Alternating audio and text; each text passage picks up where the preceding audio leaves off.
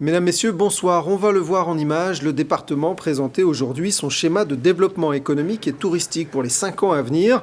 Et parmi les publics cibles, les presque 8000 allocataires du RSA, le revenu de solidarité active. Sur ce sujet, une expérience vient d'être menée au sein de l'entreprise Galva 72 à Coulan-sur-Gers.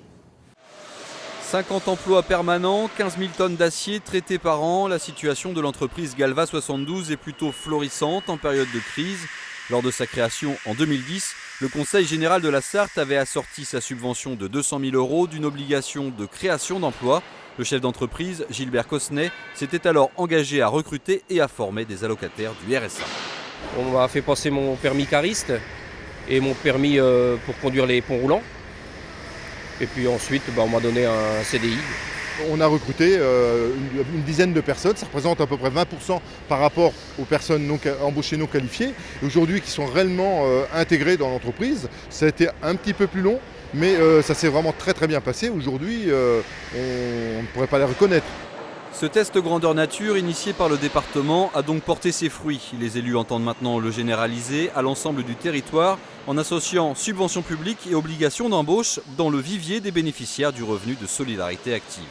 Toutes les entreprises qui sont aidées financièrement par le biais de subventions qui sont versées par le Conseil général, ces chefs d'entreprise, je les rencontre directement et individuellement avant que la proposition d'aide ne soit validée par la commission permanente. On explique la démarche au chef d'entreprise, on récupère les profils de poste et on le met en relation avec des allocataires du RSA. Les allocataires du RSA sont donc des employés comme les autres, même si le Conseil général aménage leur retour à l'emploi en les accompagnant de manière plus soutenue. Social, plusieurs débrayages de courte durée ont eu lieu aujourd'hui dans des établissements hospitaliers d'aide à la personne à Coulan-sur-Gers, à La Flèche et à Parigny-l'Évêque, où les salariés s'inquiètent de la remise en cause de la convention collective. La proposition de la FEAP, notre syndicat employeur, tout est à la baisse. Donc il propose que des choses qui vont faire des économies aux établissements, mais sur le dos des salariés. Il y a une quinzaine de points qu'a dénoncé la FEAP. Donc il y a les primes qui vont être variables en fonction de l'arrivée dans l'établissement. Donc il va y avoir des salariés de vitesse, il y a des gens qui n'auront plus de primes. Il va aussi y avoir sur les jours fériés moins de récupération pour les nouveaux salariés. Il va y avoir vraiment des grosses différences de traitement entre salariés, ce qui va mettre une bonne pagaille. 15 mois de prison avec sursis et 40 000 € d'amende, c'est la peine infligée aujourd'hui à l'ancienne directrice d'un lycée professionnel privé du Mans. Elle était accusée d'avoir détourné plus de 400 000 € entre 1989 et 2000. Son mari, son fils et la comptable du lycée ont été condamnés à des peines plus légères. Direction Verneil-le-Chétif, dans le Sud-Sarthe, chez Annie Manceau, on élève de drôles d'herbivores, 150 kg, 2 mètres de haut, un bec, un long cou et une viande très prisée. Y a pas d'autruche en Autriche. Si on a une, c'est qu'elle triche. Des autruches en Autriche peut-être, en Sarthe, c'est sûr. Annie Manceau les bichonne depuis 13 ans, ici, à Verneuil-le-Chétif. D'ailleurs, 13 ans, c'est l'âge d'Hercule, le reproducteur de la bande. Un mâle, un vrai. C'est un très bon reproducteur. En général, un œuf, un petit. On est bien d'accord. Il a aussi 2 femelles à sa disposition, grand cou et petit cou. Et lorsque ces grandes bringues atteignent 2 mètres de haut et passent les 100 kilos, c'est direction l'abattoir.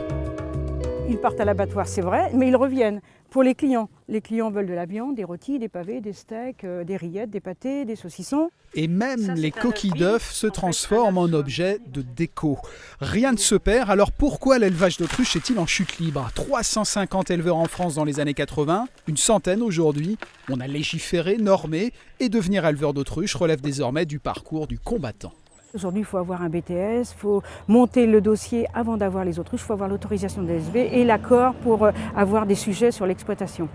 Et pourtant, 104 calories pour 100 grammes, difficile de trouver une viande plus saine.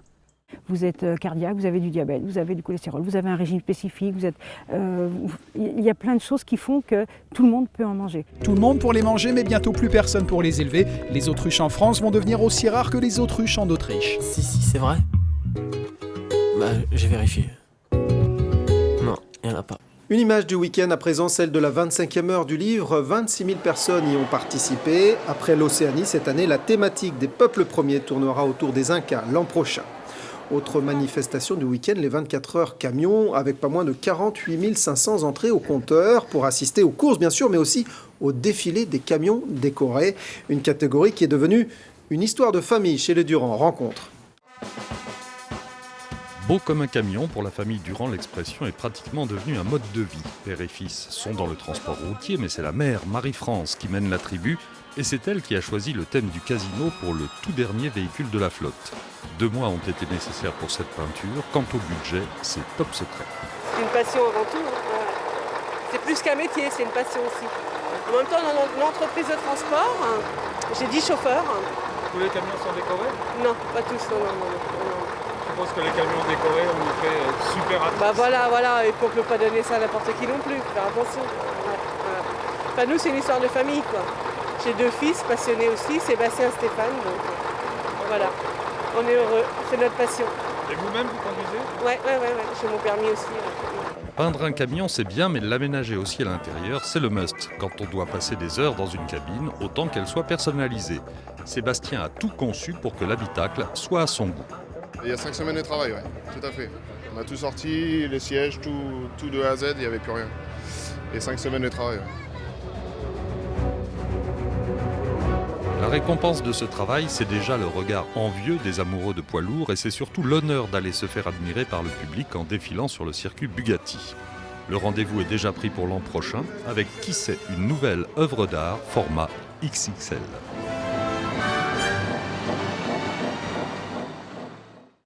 Et puis la Coupe de France a échappé à Stéphie Halm, dont nous vous avions fait le portrait vendredi dernier. Elle a été remportée par Lionel Montagne. Voilà, cette édition est terminée. Excellente soirée sur France 3. On se retrouve demain, même lieu, même heure.